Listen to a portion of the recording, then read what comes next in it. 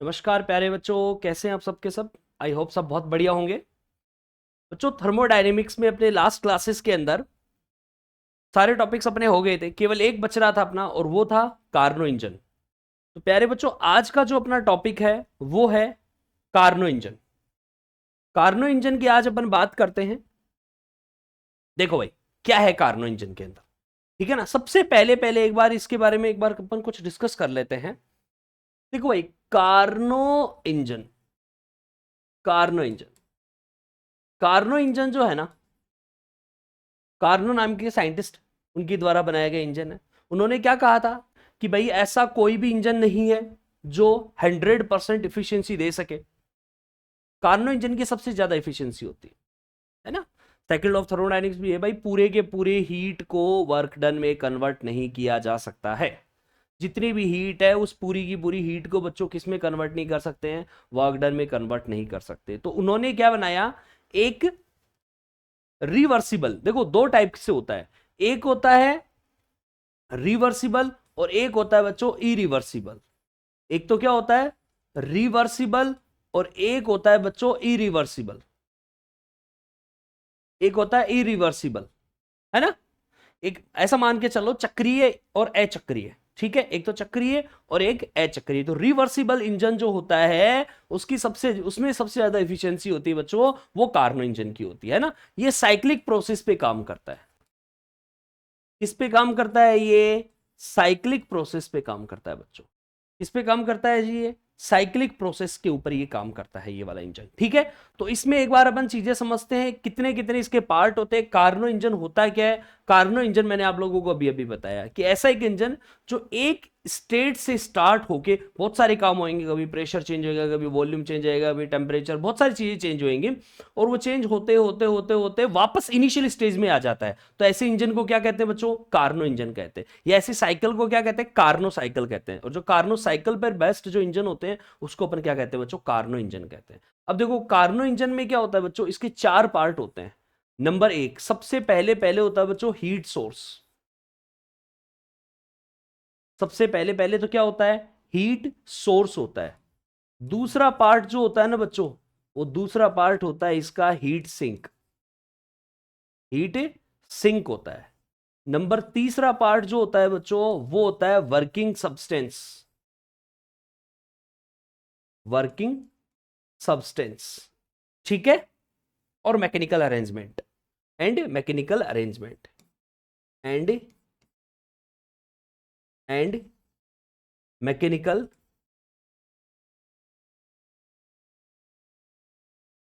Arrangements, ठीक है। Number fourth होता है बच्चों इसके अंदर स्टैंड। नंबर फोर्थ क्या होता है, स्टैंड होता है ना। तो ये चार इसके अंदर होते हैं। मैं इनका हिंदी में नाम भी बता देता हूं आप लोगों को कि भाई इसका हिंदी में नाम क्या क्या है। ये हीट सोर्स क्या होता है बच्चों, उष्मा स्रोत होता है। इसको कहते हैं बच्चों उष्मा स्रोत। इसकी खास बात क्या होती है, ये जो हीट सोर्स होता है ना, इसका टेम्परेचर ज्यादा होता है, मैक्सिमम टेम्परेचर होता है बच्चों।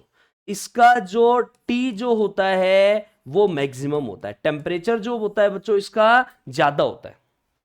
इसका टेम्परेचर जो होता है वो ज्यादा होता है, और इसमें जो स्पेसिफिक हीट होती है, जो विशिष्ट ऊष्मा होती है, वो भी बहुत ज्यादा होती है। ताकि ताकि क्या होता है, जब ये बाहर से कोई भी हीट का, मतलब इसके साथ अगर कोई भी हीट का अगर अपन कोई भी प्रोसेस करते हैं, तो उससे इसके टेम्परेचर में कोई भी चेंज नहीं आना चाहिए। तो इसका टेम्परेचर बहुत ज्यादा होता है। इसको क्या कहते हैं बच्चों, इसको कहते हैं उष्मा सिंक। क्या कहते हैं इसको, उष्मा सिंक कहते हैं। उष्मा सिंक कहते हैं। इसका मतलब टी कितना आ जाएगा, इसका टी आ जाएगा बच्चों मिनिमम। टेम्परेचर इसका कम होता है, हीट सिंक का टेम्परेचर क्या होता है, कम होता है। अच्छा, working substance and mechanical arrangement. तो वर्किंग सब्सटेंस और मैकेनिकल अरेंजमेंट के रूप में है ना, आइडियल गैस जो होती है वो भरी हुई होती है। क्या होती है बच्चों, आइडियल गैस होती है,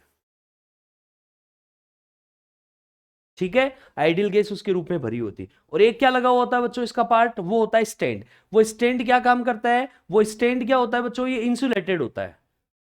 स्टैंड कैसा होता है, इंसुलेटर होता है, ठीक है। इसमें आइडियल गैस होती है और सिलेंडर वाला, पिस्टन वाला सिलेंडर होता है। तो पिस्टन वाले सिलेंडर में आइडियल गैस भरी हुई होती है। तो ये पूरा वर्किंग सब्सटेंस और मैकेनिकल अरेंजमेंट हो गया, ठीक है बच्चों। वर्किंग सब्सटेंस को हिंदी में कहते हैं कार्यकारी पदार्थ तथा इसकी यांत्रिक व्यवस्था।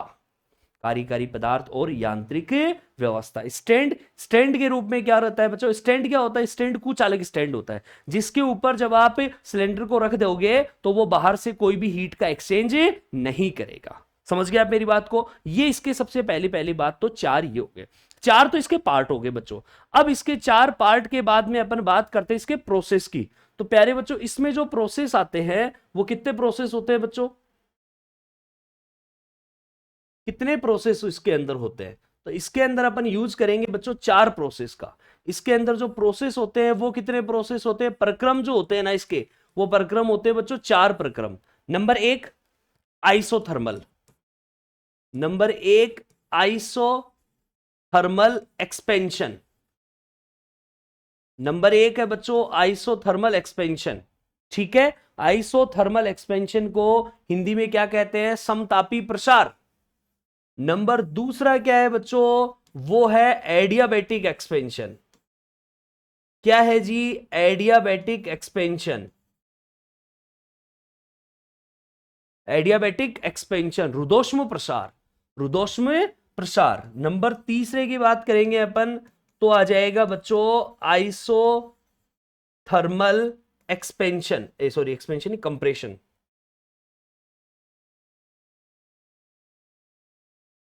Isothermal compression. आइसोथर्मल कंप्रेशन का क्या मतलब हो गया बच्चों? समतापी संपीड़न। क्या जाएगा? समतापी संपीड़न आएगा बच्चों, है ना? समतापी संपीड़न। और सुनो जरा मेरी बात गौर से बच्चों आप, नंबर फोर्थ होता है क्या? एडियाबैटिक। नंबर फोर्थ होता है एडियाबैटिक कंप्रेशन, रुद्धोष्म संपीड़न। ये चार इसके होते हैं बच्चों। अब देखो अपन वन बाय वन एक एक को स्टडी करेंगे और कैसे इसके अंदर सारी वैल्यूज आती है उन सब के बारे में डिस्कस करेंगे। कोशिश करेंगे फटाफट जल्दी से जल्दी अपन इसको कर सके, लेकिन आपको समझ में पूरा है। देखो प्यारे बच्चों, सामने मैंने डायग्राम बना रखा था और इसमें क्या किया, देखो ये पॉइंट नंबर ए जो आपको दिखाई दे रहा है यहां से, देखो भाई साहब यहां से जो आपको पॉइंट नंबर ए दिखाई दे रहा है, ये जो ए पॉइंट आपको दिखाई दे रहा है, मान लेते हैं जो वर्किंग सब्सटेंस जो है, वर्किंग सिलेंडर पिस्टन वाला जो सिलेंडर है, वो सबसे पहली वाली जो स्टेज है ना, वो इसकी है पॉइंट नंबर ए की।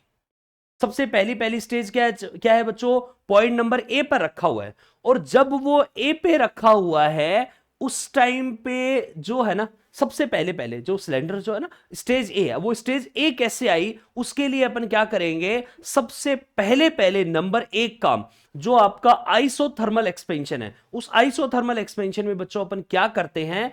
पिस्टन वाले सिलेंडर को सबसे पहले हीट सोर्स पे रखा जाता है। कहां रखेंगे भाई? सबसे पहले नंबर एक पॉइंट, इधर आओ, सबसे पहला पॉइंट बच्चों। और वो नंबर एक पॉइंट जो है ना, नंबर एक, उसकी अगर मैं बात करूं तो वो हो गया आइसोथर्मल एक्सपेंशन। सबसे पहले है बच्चों समतापी प्रसार। अब देखना, समतापी प्रसार है बच्चों, और समतापी प्रसार का मतलब क्या होता है? इसमें टेम्परेचर कांस्टेंट रहेगा। तो क्या क्या चीजें होंगी उसके ऊपर जरा एक बार अपन बात करते हैं। सबसे पहले क्या होता है? इनिशियल स्टेज पे नंबर एक पॉइंट पर आपका जो सिलेंडर होता है वो कहां रखा हुआ होता है बच्चों? पॉइंट नंबर ए पर होता है। और उस पॉइंट नंबर ए पर जो टेम्परेचर होता है ना बच्चों, पॉइंट नंबर ए पर जो टेम्परेचर या प्रेशर जो होता है, वो प्रेशर होता है पीए, और बच्चों वॉल्यूम होता है वीए। प्रेशर कितना होता है? पीए। ये रहा देखो पीए, प्रेशर रहा आपका पीए, और वॉल्यूम कितना होता है बच्चों? इसमें वॉल्यूम हो गया जी वीए। तो वॉल्यूम हो गया वीए और प्रेशर हो गया बच्चों पीए। अब क्या करेंगे? इस सिलेंडर को कहां रखा जाता है? हीट सोर्स पे रखेंगे, उष्मा स्रोत पे। तो जैसे ही वो हीट सोर्स पे अपन रखेंगे तो वो हीट सोर्स से क्या लेगा बच्चों? उष्मा लेगा। सिलेंडर क्या लेगा? हीट सोर्स से उष्मा को ग्रहण करेगा। जैसे ही सबसे पहले उसको कहां रखेंगे अपन? हीट सोर्स पे रखेंगे सिलेंडर को उठा के हीट सोर्स पे रख दिया। हीट सोर्स से क्या रखते हैं, उसमें क्या होगा? वो हीट सोर्स टेंपरेचर कितना हो गया उसका? T1 kelvin. मान लेते हैं उसका टेंपरेचर कितना है हीट सोर्स का? T1 kelvin. तो अब सिलेंडर का टेंपरेचर कितना हो जाएगा बच्चों? T1 केल्विन उसका टेंपरेचर हो जाएगा। कितना हो जाएगा उसका टेंपरेचर? इस कंडीशन में जो उसका टेंपरेचर रहेगा वो रहेगा T1 केल्विन, जो कि सबसे ज्यादा होता है। सबसे ज्यादा टेम्परेचर T1 केल्विन रहेगा। अब क्या करेगा वो, धीरे धीरे जैसे ही अपन ने उसको कहां रखा, हीट सोर्स पे रखा सिलेंडर को, तो वो हीट सोर्स से हीट को ग्रहण करेगा, उष्मा को ग्रहण करेगा। मान लेते हैं उसने हीट कितनी ले लीजिए, यहां से Q1 हीट ले ली। कितनी हीट ले ली बच्चों, Q1 हीट ले ली। अब अपन क्या करेंगे, अब अपन क्या करेंगे, इस सिलेंडर को हीट सोर्स पर रखने के बाद में ये सारी चीजें आएंगी और धीरे धीरे उसका आइसोथर्मल एक्सपेंशन करवाया जाता है। अब आइसोथर्मल का मतलब समतापी प्रसार। समतापी मतलब तापमान समान, मतलब टेम्परेचर वहीं पड़ा रहेगा, तो टेम्परेचर वहीं रहना चाहिए। और मैंने क्या बताया, इसका स्पेसिफिक हीट मैक्सिमम होती है, उसके कारण क्या होता है, हीट को मतलब ग्रहण करने में भी इसके टेम्परेचर पे कोई फर्क नहीं पड़ेगा। तो मेरी बात समझ में आ रही है आपको। तो वहां से क्या करेगा, वो हीट को एब्जॉर्व करेगा। Q1 हीट उसने एब्जॉर्व की, Q1 हीट उसने क्या कर ली बच्चों, एब्जॉर्व कर ली। उसके बाद की कहानी सुनो बच्चों, हम क्या करेंगे, टेम्परेचर कांस्टेंट रखेंगे और इसको एक्सपेंड होने दिया जाता है। अब एक्सपेंड होने दिए जाने का मतलब क्या करेंगे बच्चों, अपन इसका प्रेशर धीरे धीरे कम करेंगे। सिलेंडर के ऊपर प्रेशर क्या करेंगे बच्चों, धीरे धीरे कम किया जाएगा। और ये कम होते होते होते होते होते होते यहां तक लाया जाता है बच्चों, पॉइंट नंबर बी तक। उस कंडीशन पे जैसे वो पॉइंट नंबर बी पर आ जाएगा, मतलब इसका तब तक किया जाता है जब तक कि इसका टेम्परेचर कांस्टेंट रहे। जब तक कि इसका टेम्परेचर क्या रहे बच्चों, कांस्टेंट रहे। और ये आ जाता पॉइंट नंबर बी पर। तो बच्चों पॉइंट नंबर बी पर, ये तो एक ही कहानी थी, और पॉइंट नंबर बी पर जब आ जाता है तो प्रेशर आ गया बच्चों पीबी, वॉल्यूम आ गया वीबी, और टेम्परेचर अभी भी आपका कितना है, T1 केल्विन। और यहां से जो हीट ली थी जो, वो तो है अभी भी कितना है बच्चों, टेम्परेचर कितना है बच्चों इसका, T1 केल्विन। बी तक तब तक लाते हैं, इसको वहां तक लेके आया जाता है जब तक इसका टेम्परेचर कांस्टेंट रहे। तो मान लेते T1 kelvin point number B तक है, और वहां देखो प्रेशर कितना हो गया पीबी। तो मुझे एक बात बताओ, प्रेशर आपका डिक्रीज हुआ, प्रेशर आपका डिक्रीज किया आपने, तो बच्चों वॉल्यूम आपका इंक्रीज हुआ कि नहीं हुआ, देखो दिया वॉल्यूम। देखो पहले वॉल्यूम यहां कितना था VA, और यहां ये बढ़ के VB यहां आ गया, इसका मतलब वॉल्यूम इंक्रीज हो गया। तो जब प्रेशर को डिक्रीज कर रहे हैं, वॉल्यूम को इंक्रीज कर रहे हैं, तो एक्सपेंड हुआ कि नहीं हुआ, प्रसार हुआ कि नहीं हुआ। तो इसको कहते हैं बच्चों समतापी प्रसार। और इस समतापी प्रसार के अंदर अगर मैं वर्क डन निकालना चाहूंगा, किया गया कार्य, कि भाई साहब आपने कार्य कितना किया है, आपने कितना वर्क डन किया है, तो मुझे एक बात बताओ, अगर यहां पर टेम्परेचर क्या है बच्चों, कांस्टेंट है, तो टेम्परेचर जब कांस्टेंट आएगा तो dt बराबर 0। और जब dt बराबर 0, तो मैंने आपको बताया था कि du बराबर भी कितना आ जाएगा, 0 आ जाएगा। टेम्परेचर जब कांस्टेंट होता है तो du भी 0 आता है, तो du इक्वल्स टू कितना आ गया, 0। अब एक काम करो, लगाओ पहला नियम, तो वो आ गया बच्चों dq बराबर du प्लस में dw। इसका मतलब बच्चों यहां से हीट ली हुई थी Q1, तो Q1 बराबर W1 आया कि नहीं आया, देखो दिया। तो Q1 बच्चों W1 आया कि नहीं आया, अरे आ गया क्या, Q1 इक्वल्स टू कितना आ गया, W1, क्योंकि आपने कितनी हीट ली थी उससे, Q1 हीट ली थी। वर्क डन कितना हो गया, W1 वर्क डन हो गया। अब ये हुआ कितना है, मैंने आप लोगों को लास्ट वाली क्लासेस के अंदर आपको एक चीज बताई थी प्यारे बच्चों, कि जो समतापी प्रसार होता है, जो आइसोथर्मल एक्सपेंशन होता है, उसके अंदर जो वर्क डन होता है, जो Q1 बराबर W1, जो वर्क डन आता है वो कितना आता है। अगर वर्कडन की अगर अपन बात करेंगे, तो वर्कडन मुझे बताओ जरा कितना आएगा, तो वर्कडन कितना आ जाएगा बच्चों, nRT1 log E base final volume upon में इनिशियल वॉल्यूम। ये आपको पता होना चाहिए कि भाई जो आइसोथर्मल प्रोसेस होता है उसमें वर्कडन कितना होता है, ठीक है, ये आपको पता होना चाहिए। क्योंकि वर्क डन कितना आता है बच्चों, W बराबर PdV। अरे V1 से लेके V2 तक आएगा कि नहीं आएगा, तो W बराबर, अगर कांस्टेंट टेम्परेचर है तो P की जगह अपन क्या लिख देंगे बच्चों, nRT बटे में V, और इनटू में आपका dV। अब जैसे निकालोगे तो nRT तो आ गया बाहर, और 1/V का कितना आ गया, log V। तो यहां से जब लिमिट लगाएंगे तो log VB अपॉन में log VA। समझ गए क्या प्यारे बच्चों, ये सब क्लियर आपको यहां तक। तो Q1 equals to W1 equals to nRT1 log E base VB upon में VA। This is the equation number 1। पहली बात तो ये। अब चलते हैं बच्चों नंबर सेकंड अपन प्रोसेस पे। वहां पे क्या है देखो भाई, नंबर सेकंड की जब आप बात करेंगे, ये तो आइसोथर्मल एक्सपेंशन हो गया। नंबर दूसरा हो गया बच्चों एडियाबैटिक। नंबर दूसरा है एडियाबैटिक एक्सपेंशन। एडियाबैटिक एक्सपेंशन को कहते हैं अपन क्या हिंदी में, रुद्धोष्म प्रसार। क्या कहते हैं जी इसको, रुद्धोष्म प्रसार। देखो बच्चों इसमें क्या, अब क्या करें, रुद्धोष्म एडियाबैटिक मतलब हीट का कोई एक्सचेंज नहीं करना चाहिए। तो मुझे एक बात समझाओ जरा, अभी आपका सिलेंडर कहां रखा हुआ है, हीट सोर्स पे। कहां पड़ा है बच्चों, हीट सोर्स पे। उसको हीट सोर्स से उठाया और हीट सोर्स से उठा के उसको कहां पटक देंगे जी, स्टैंड पे रख देंगे। अब स्टैंड पे रखेंगे तो वो हीट का कोई भी एक्सचेंज नहीं करेगा। कहां रख देंगे बच्चों उसको, उसको वहां से उठा के कहां रख दिया जाएगा, स्टैंड पे। और जैसे वो स्टैंड पे रखेंगे तो वो हीट का कोई भी एक्सचेंज नहीं करेगा। तो वहां से हीट का कोई भी एक्सचेंज नहीं रहेगा। इसका मतलब जितनी हीट है उतनी की उतनी वहां पे रहेगी, बाहर से कोई भी हीट का वो एक्सचेंज प्यारे बच्चों नहीं करेगा। अब अपन क्या करते हैं, वापस से उसका एक्सपेंशन किया जाता है। एक्सपेंशन करने के लिए अपन क्या करेंगे, प्रेशर को क्या किया जाएगा बच्चों, कम किया जाएगा। क्या करेंगे अपन, प्रेशर को कम करेंगे। वॉल्यूम को क्या किया जाता है बच्चों, इंक्रीज। वॉल्यूम अपने आप इंक्रीज हो जाएगा। जैसे आपने प्रेशर को कम करोगे तो वॉल्यूम वहां से क्या होएगा बच्चों, इंक्रीज होएगा। और जो आपका टेम्परेचर है, जो आपका टेम्परेचर है बच्चों, वो भी क्या हो जाएगा, डिक्रीज। और इतना किया जाता है इसका एक्सपेंशन कि इसका टेम्परेचर धीरे धीरे धीरे धीरे धीरे धीरे डिक्रीज होके किसके टेम्परेचर के बराबर नहीं आ जाता है, हीट सिंक के टेम्परेचर के बराबर नहीं आ जाता है। मान लेते हैं हीट सिंक का टेम्परेचर आपका पॉइंट नंबर सी पर आ गया। अब पॉइंट नंबर सी पर देखो, वॉल्यूम कितना है, वीसी। वॉल्यूम कितना है बच्चों, वीसी। प्रेशर कितना है, पीसी। प्रेशर कितना, तो प्रेशर आपका हो गया कम, पीसी आ गया, और वॉल्यूम आपका इंक्रीज हो गया। वॉल्यूम आपका इंक्रीज हुआ कि नहीं हुआ। तो इसका मतलब क्या हो गया बच्चों, इस कंडीशन के अंदर क्या आ जाएगा, मान लेते हैं वो सी पॉइंट पर आ गया। तो जैसे सी पॉइंट पे आया बच्चों, तो उस कंडीशन में प्रेशर कितना, पीसी, वॉल्यूम कितना, वीसी, और आपका टेम्परेचर हो जाएगा बच्चों T2 केल्विन।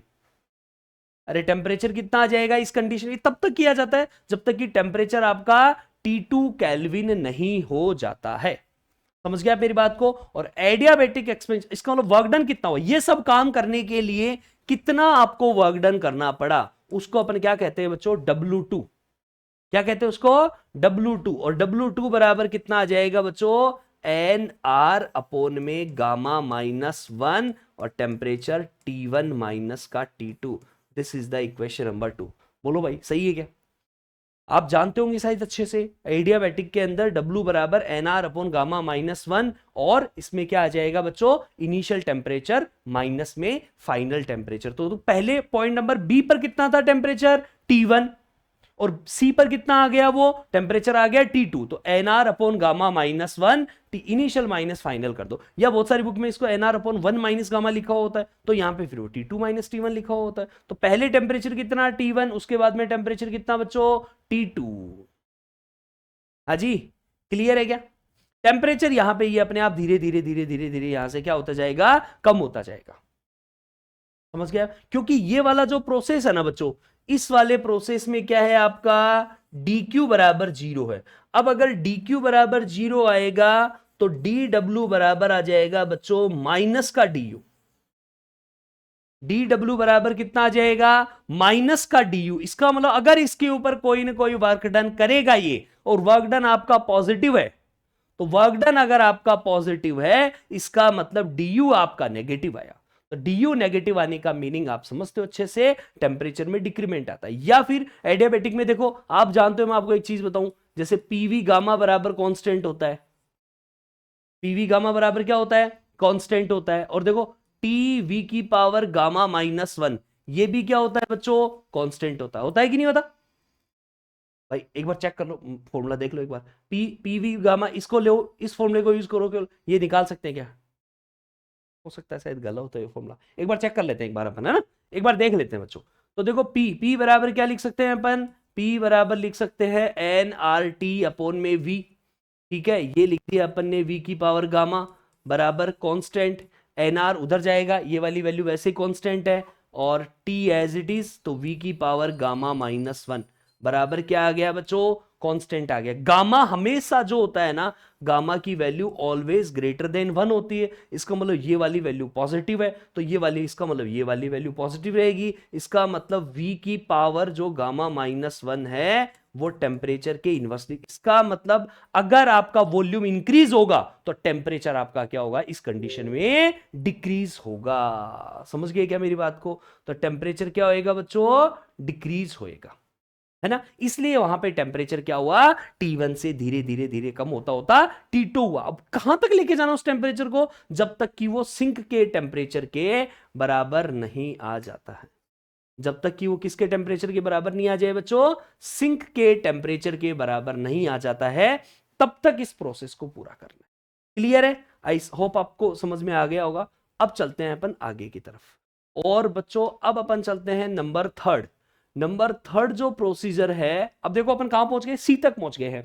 पहले कहां रखा था अपन ने उसको, सोर्स पे। सोर्स से उठा के कहां ले गया है, फिर स्टैंड पे रखे। अभी स्टैंड पे रखा हुआ है बेचारा, इसका ध्यान रखना, सिलेंडर का ध्यान रखना कहां रखा हुआ वो है ना।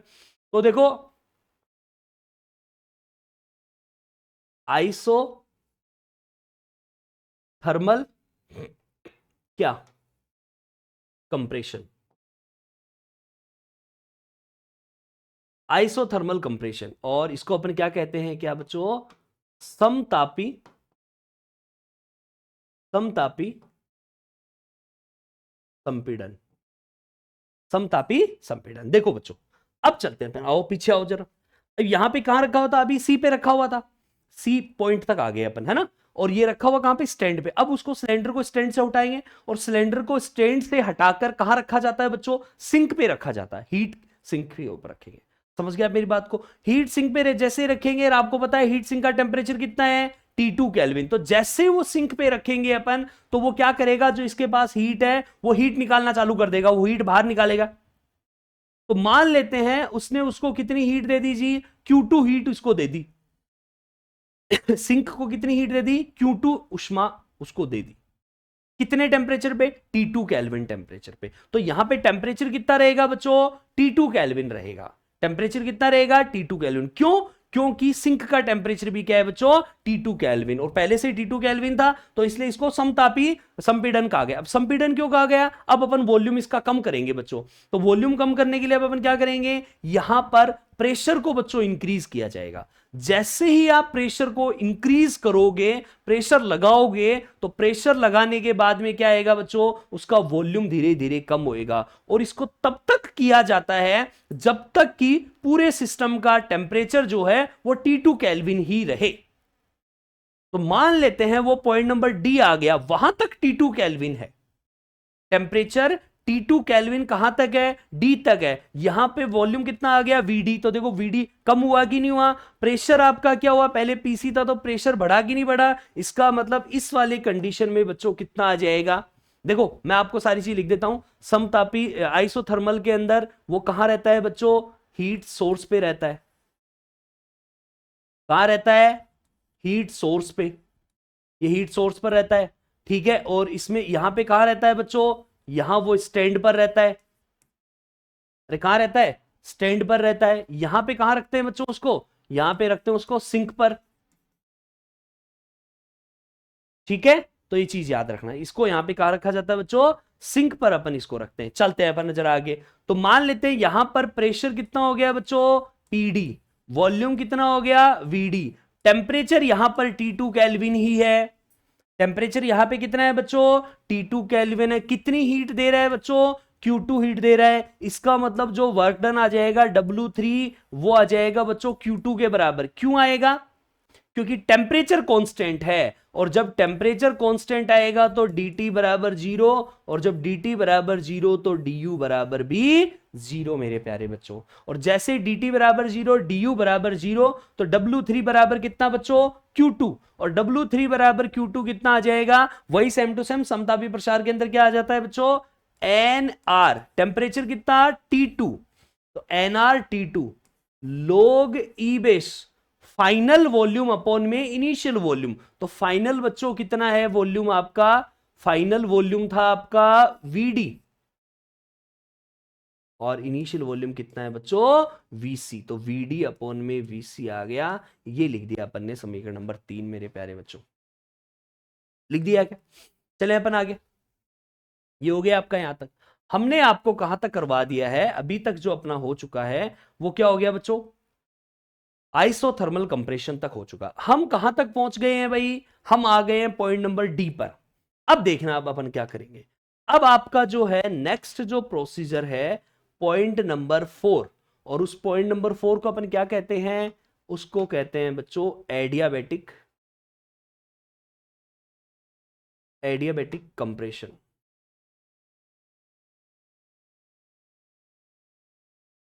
है ना। इसको कहते हैं रुद्धोष्म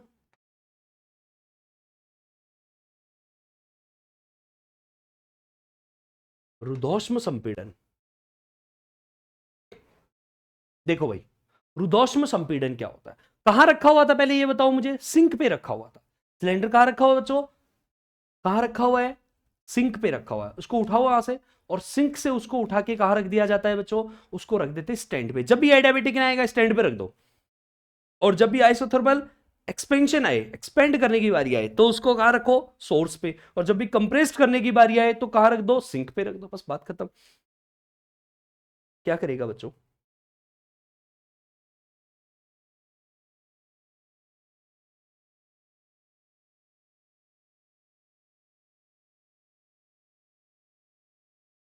देखो होगा क्या। अब अपन कहां रखेंगे बच्चों उसको, अब अपन रखे देंगे वापस से उसको स्टैंड पे। तो जैसे स्टैंड पे रखेंगे वो कोई भी हीट का एक्सचेंज नहीं करेगा, जितनी हीट रहेगी वो की वो उसकी हीट रहेगी, ठीक है। कोई भी हीट का वो एक्सचेंज नहीं करेगा, और हीट का एक्सचेंज नहीं करने के कारण अब अपन क्या करेंगे बच्चों, इसका जो वॉल्यूम है ना वो वॉल्यूम कम करेंगे। वॉल्यूम कैसे कम किया जाएगा, प्रेशर को इंक्रीज किया जाएगा। जैसे ही प्रेशर आपने बढ़ाया, और प्रेशर बढ़ाते बढ़ाते मान लेते इसको इंक्रीज करते करते करते करते आप पीए तक लेके आ गए उसको, और उस कंडीशन में वॉल्यूम आपका कम होते होते, ये डी से कम होते होते कहां पे आ जाएगा, वी आ जाएगा। तो अब आप एक बात समझो, वॉल्यूम कम हुआ है, क्या कम हुआ है बच्चों, वॉल्यूम कम हुआ है। तो जैसे ही वॉल्यूम कम होता है, ये मिटा दिया क्या मैंने, अच्छा इधर से मिटा दिया। जैसे ही बच्चों वॉल्यूम कम होता है तो वापस से वही फॉर्मूला क्या बच्चों, टी वी की पावर गामा -1 बराबर कांस्टेंट। तो बच्चों अगर वॉल्यूम कम हुआ है, तो इस बार आपका अगर वॉल्यूम कम हुआ है बच्चों, तो टेम्परेचर आपका इस बार बढ़ेगा कि नहीं बढ़ेगा।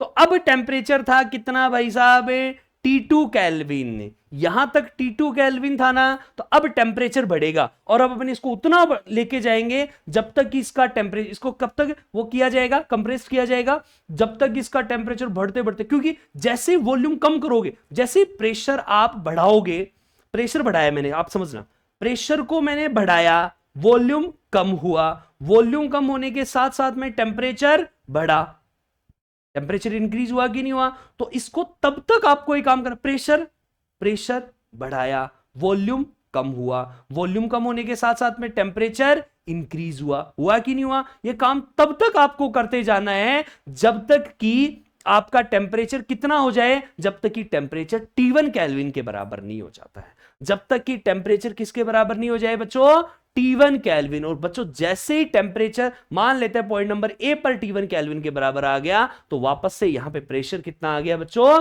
पीए, वापस से वॉल्यूम कितना आ गया बच्चों यहां पे, वीए, और वापस से यहां पे टेम्परेचर कितना आ गया बच्चों, T1 केल्विन। देखो दिया पुरानी वाली कंडीशन आई कि नहीं आई, पीए, वीए, और टेम्परेचर कितना आ गया बच्चों, T1 केल्विन। तो वापस से ये सारे काम करते करते करते करते ये पॉइंट नंबर डी से कहां चला जाता है बच्चों, ए पर, और वही कंडीशन एज इट इज वो क्यू आ जाते। इस काम के लिए उसको मान लेते हैं वर्क डन करना पड़ा W4,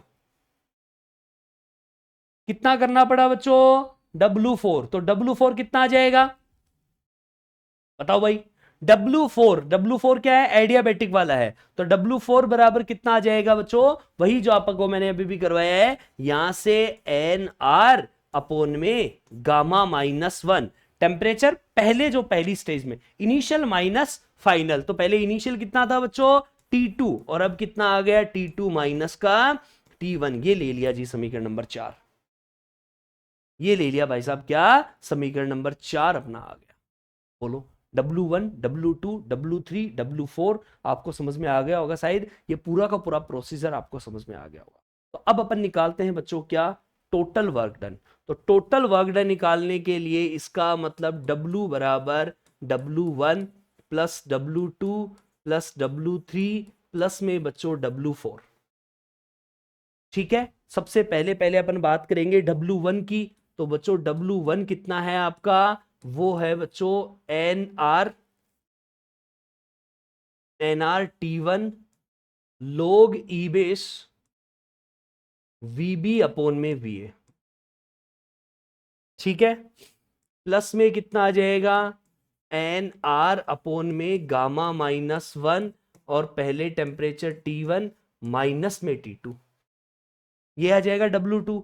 अच्छा W3 कितना आ गया, W3 आ गया NR T2 log E base, log E base कितना आ जाएगा बच्चों, ये आ जाएगा शायद ए से लेके बी तक पहुंचे होंगे, बी से लेके सी तक, तो ये VD अपॉन में VC। देखो VD अपॉन में VC, सही है। ठीक है, ये आ गया बच्चों VD अपॉन VC, प्लस यहां पे कितना आ जाएगा बच्चों NR अपॉन में गामा -1 और ये आ गया बच्चों T2 माइनस का T1।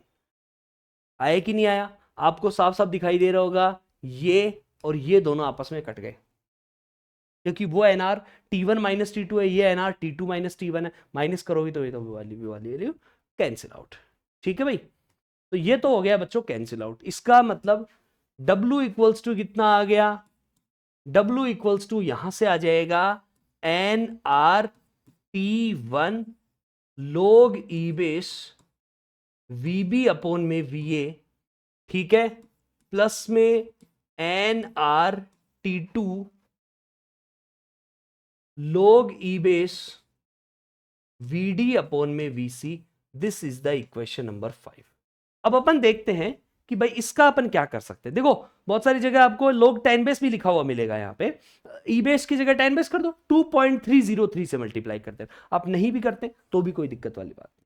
ठीक है, अगर आप कर देते तो और भी अच्छी बात है। जो जो जिसमें वैल्यू आपको दी हुई है वो उसके अंदर अपन वैल्यू यहां से क्या कर सकते हैं बच्चों, फाइंड आउट कर सकते हैं। तो बच्चों अब अपन इसकी वैल्यू निकालते हैं। देखो इसके बीच में कुछ ना कुछ ऐसा हो सकता है क्या VB VA VB VC और VD के बीच में कोई रिलेशन है क्या। तो देखो उसके लिए अपन बच्चों क्या करते हैं, आप चलो इधर एक बात देखो, ये जो B से लेके C तक है कैसा प्रोसेस है, एडियाबेटिक एक्सपेंशन। ठीक है, और D से लेके E तक क्या है, D से लेके A तक भी क्या है बच्चों, वो भी एडियाबेटिक कंप्रेशन है, मतलब है दोनों प्रोसेस एडियाबेटिक। तो मैं निकाल रहा हूं BC वाले पाथ में, इन BC कर्व। BC कर्व कैसा है, एडियाबेटिक है। अब एडियाबेटिक में कौन सा रूल चलता है बच्चों, BC कर्व कैसा है, एडियाबेटिक है। कैसा है, एडियाबेटिक है। अब देखो एडियाबेटिक है तो एडियाबेटिक में कौन सा रूल चलता है भाई, यहां पे अपन को क्या चाहिए, देखो यहां पे दो चीजें, एक तो टेम्परेचर और एक वॉल्यूम है। तो टेम्परेचर और वॉल्यूम में क्या रिलेशन है, तो वो देखो TV की पावर गामा -1 बराबर कांस्टेंट।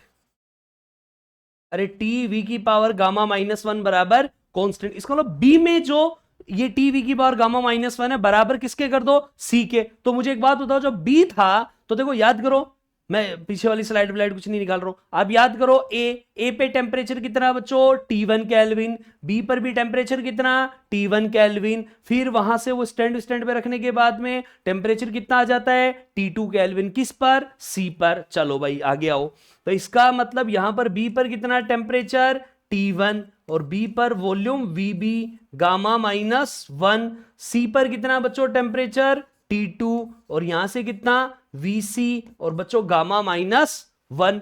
बोलो आया कि नहीं आया। तो यहां से मैं किसकी वैल्यू निकाल लूंगा, यहां से मैं वैल्यू निकाल लूंगा बच्चों T1 अपॉन T2 की, और T1 अपॉन T2 कितना आ गया, VC अपॉन में VB की पावर गामा -1।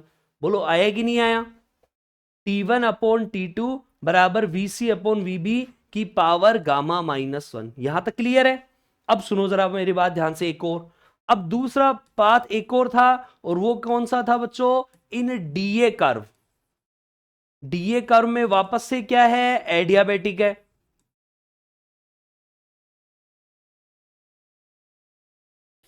डीए कर्व में वापस से क्या है बच्चों, एडियाबेटिक है। और वो जो एडियाबेटिक है उसमें क्या आ जाएगा, आप देखो डी पर, देखो डी पर टेम्परेचर कितना है बच्चों, T2 केल्विन। अरे डी पर टेम्परेचर कितना, T2 केल्विन, और T2 और यहां से वॉल्यूम कितना, VD पावर गामा -1। यही तो है।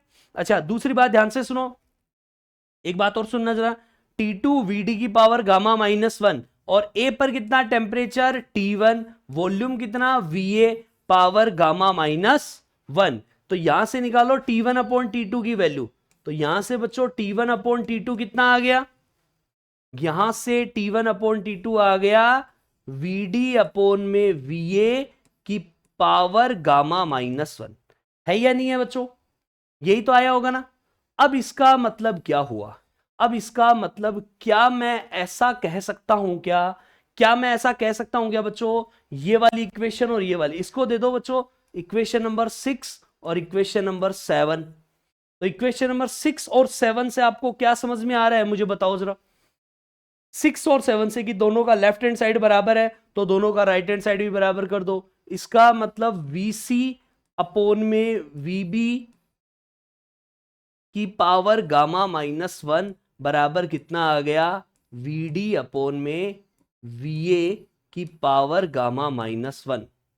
दोनों की पावर सेम है तो दोनों का बेस भी सेम आएगा। दोनों की पावर सेम, भाई मैं बोल दूं एक्स स्क्वायर बराबर वाई स्क्वायर, इसका मतलब कंफर्म है कि एक्स बराबर क्या आएगा बच्चों, वाई आएगा, है ना।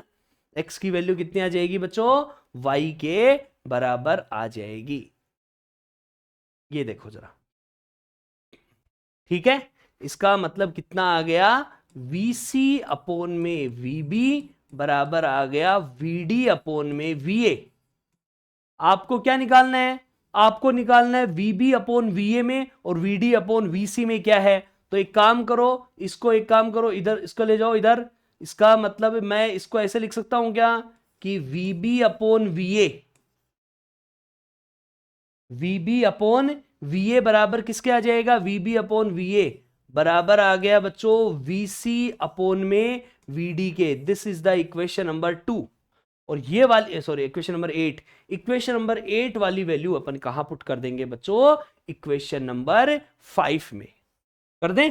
इसको अपन कहां पुट कर देंगे बच्चों, इक्वेशन नंबर 5 में। तो चलते हैं जरूर बच्चों इक्वेशन नंबर 5 की तरफ। देखो दिया इक्वेशन नंबर 5 में क्या आ जाएगा।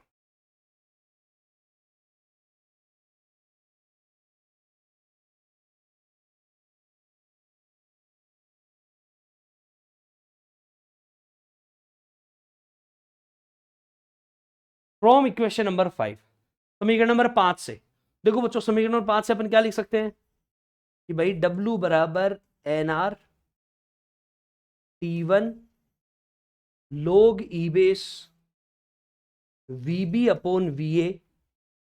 अगर मैं इसको उल्टा लिखना चाहूं, माइनस में NRT2 log E base VD upon VC। तो कोई दिक्कत है क्या,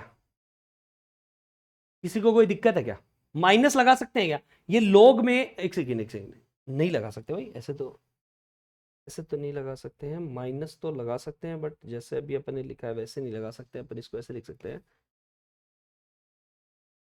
ये देखो ध्यान बच्चों, VC अपॉन VD, इसको मैं उल्टा कर दूं, उल्टा करूंगा तो लोग M अपॉन N है, तो लोग M माइनस N होता है, log m minus log n होता है, तो फिर वो उल्टा हो जाएगा, तो माइनस का साइन आ जाएगा, ऊपर नीचे करोगे तो उल्टा हो जाएगा, माइनस हो जाएगा, तो माइनस का nr t2 log e base vc upon vd। और आपको सामने दिखाई दे रहा होगा vb अपॉन va बराबर vc अपॉन vd है। इसका मतलब इस vc अपॉन vd की जगह अपन vb अपॉन va लिख सकते हैं बच्चों।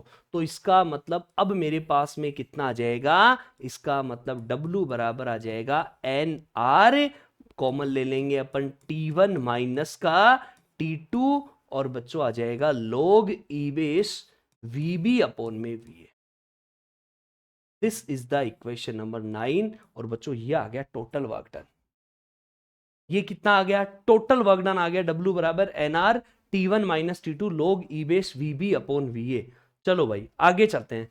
इसका मतलब बच्चों टोटल वर्क डन आ गया w बराबर nr t1 minus t2 log e base vb upon में va। तो बच्चों एफिशिएंसी कितनी आ जाएगी अब इसकी, अगर मैं इसकी एफिशिएंसी की बात करूं, किसकी बात करोगे बच्चों,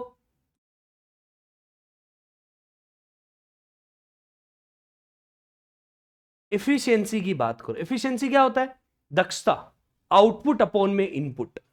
दक्षता क्या होती है बच्चों, आउटपुट बटे में इनपुट, कि भाई उसने इनपुट के बदले में कितना आउटपुट दिया। इनपुट क्या था, Q1 हीट। अरे इनपुट क्या था बच्चों, हीट Q1 ही तो थी, क्योंकि इसने हीट सोर्स पे जैसे अपन ने रखे थे सिलेंडर को स्टार्टिंग में, तो उसने Q1 हीट ली, तो वो हीट ले ली उसने, अब उसी को तो वर्क डन में चेंज कर रहे हैं वो।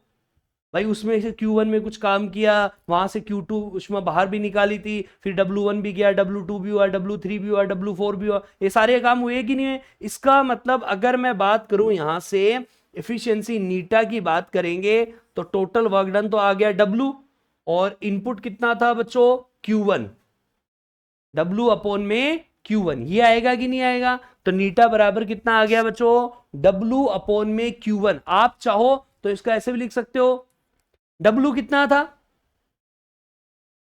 Q1 हीट उसने ली और Q2 हीट उसने बाहर निकाल दी, तो इसका मतलब ये आ गया बच्चों Q1 और ये आ गया Q2, तो नीचे आ गया Q1। आया कि नहीं आया। तो इसका मतलब ये वाली वैल्यू आ जाएगी 1 माइनस Q2 अपॉन में Q1। पहली पहली बात तो ये 1 माइनस Q2 अपॉन में Q1। अच्छा इधर आओ, ये तो क्या होता है, एक इरिवर्सिबल इंजन की भी यही होती है 1 माइनस Q2 अपॉन Q1।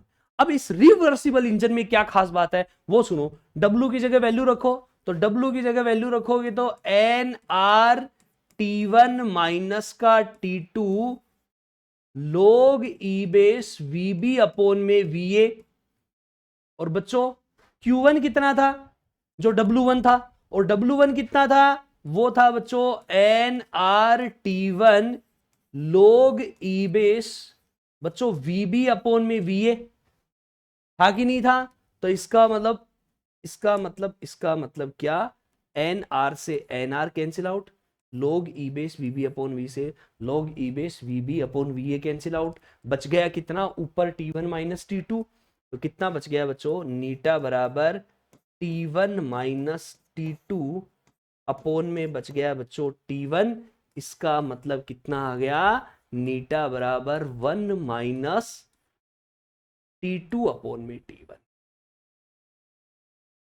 समझ गए क्या मेरी बात को। तो नीटा बराबर कितना आ गया, 1 माइनस t2 अपॉन में t1। यहां एक बात आप समझ लेना, और वो क्या चीज है बच्चों, वो मैं आपको बता दूं कि t1 is always greater than t2। ठीक है, अगर आपको परसेंटेज में पूछता है तो इनटू में 100% लगा देंगे अपन। T1 हमेशा बड़ा होता है। आपको बोलेगा कि ये कोई कार्नो इंजन है, 2 टेम्परेचर पे काम कर रहा है, कार्नो इंजन है 2 टेम्परेचर के ऊपर काम कर रहा है, तो बताओ क्या आएगा। तो ये इसका मतलब वो दो जो टेम्परेचर है ना, उसमें से जो ज्यादा वाला है वो T1 है और जो कम वाला है वो T2 है, इतना कंफर्म कर लेना। अच्छा दूसरी बात मैं आपको एक चीज और बता दूं कि ये जो 1 माइनस T2 अपॉन T1 होता है, it is always greater than 1 minus Q2 upon में Q1। ये याद रख लेना बच्चों।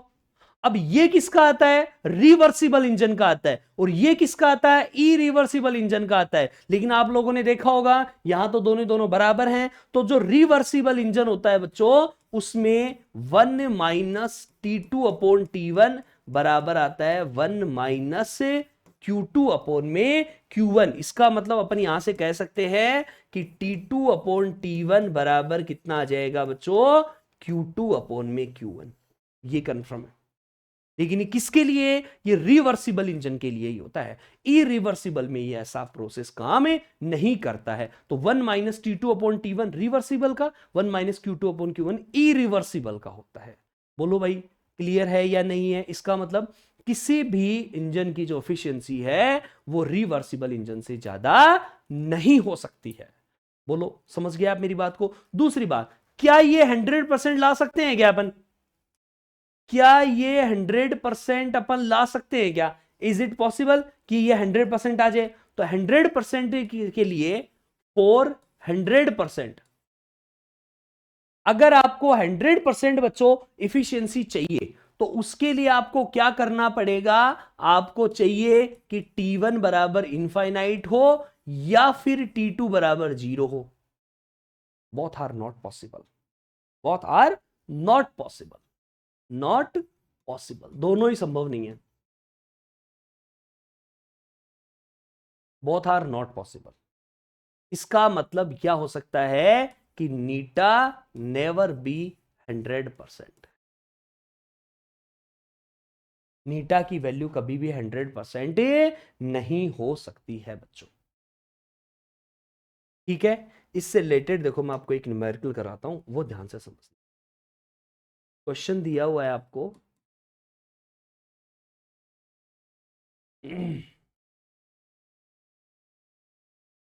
तो बच्चों अपन ऐसा मानते हैं कि एक कोई कार्नो इंजन है,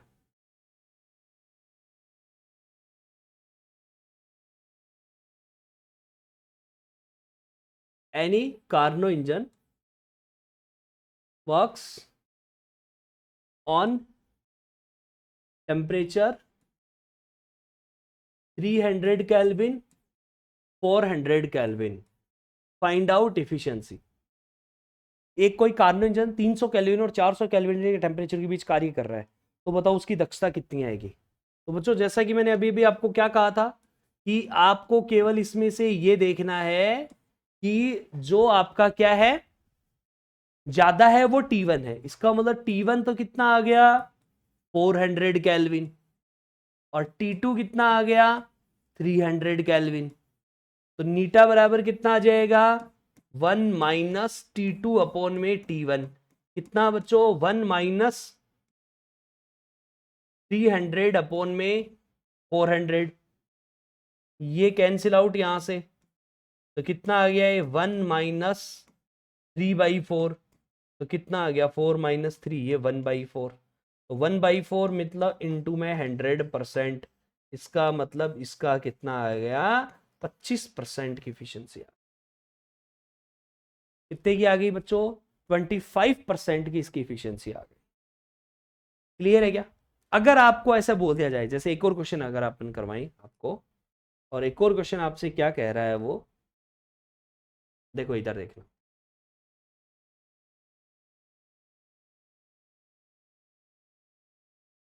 देखो बच्चों क्या कह रहा है आपसे क्वेश्चन के अंदर कि भाई एक कोई कार्नो इंजन है, वो आपका एक तो बॉइलिंग पॉइंट से लेके आइस पॉइंट के बीच में कार्य कर रहा है ना?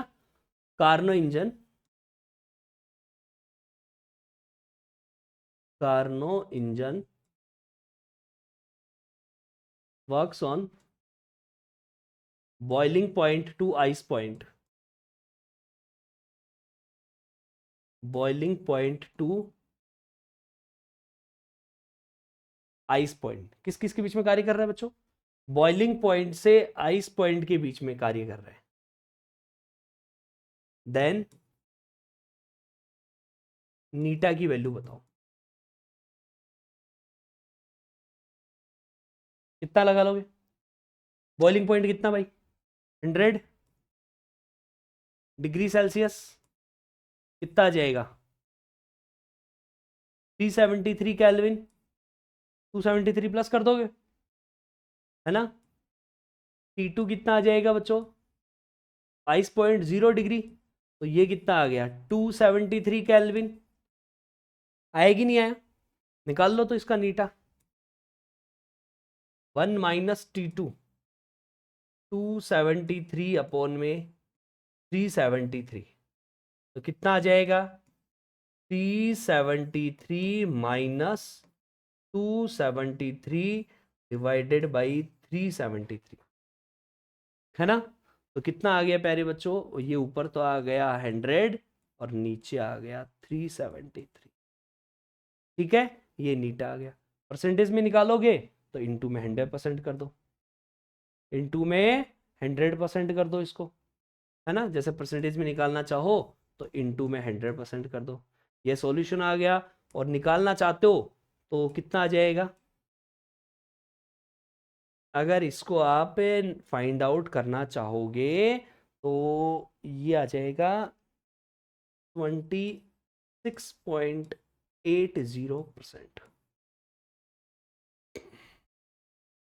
26.80% ही आ जाएगा। बोलो भाई, समझ में आ गया क्या? क्लियर है यहां तक? एक छोटा सा टॉपिक है जो मैं आपको करवा रहा हूं, और वो क्या है बच्चों? उसका नाम है रेफ्रिजरेटर। क्या है जी?